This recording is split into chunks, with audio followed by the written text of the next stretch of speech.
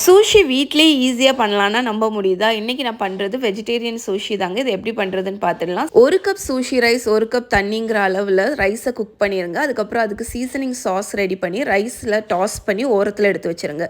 நான் இன்றைக்கி உள்ள ஃபில்லிங்க்கு டோஃபு தான் யூஸ் பண்ணுறேன். நீங்கள் பன்னீர், சிக்கன், ப்ரான் எது வேணாலும் யூஸ் பண்ணலாம். அதை மேரினேட் பண்ணி அதை பிரெட் க்ரம்ஸில் கோட் பண்ணி கிறிஸ்பியாக ஃப்ரை பண்ணி எடுத்து வச்சிடுங்க.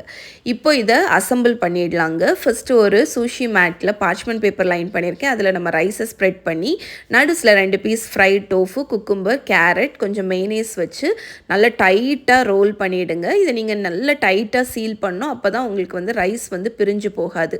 இதுக்கு அவுட்டர் கோட்டிங்க்கு செசமி சீடில் நல்லா கோட் பண்ணி எடுத்துருங்க. அவ்வளோதாங்க, நம்மளோட வெஜிடேரியன் சூஷி வந்து ரெடி ஆயிடுச்சு. இதை கட் பண்ணுறதுக்கு நைஃப்பில் ஆயில் தடவி கட் பண்ணிங்கன்னா உங்களுக்கு க்ளீன் ஸ்லைசஸ் வரும். இதோட ஃபுல் ரிட்டன் ரெசிபி கீழே டிஸ்கிரிப்ஷனில் கேப்ஷனில் இருக்குது, மறக்காமல் செக் பண்ணுங்கள்.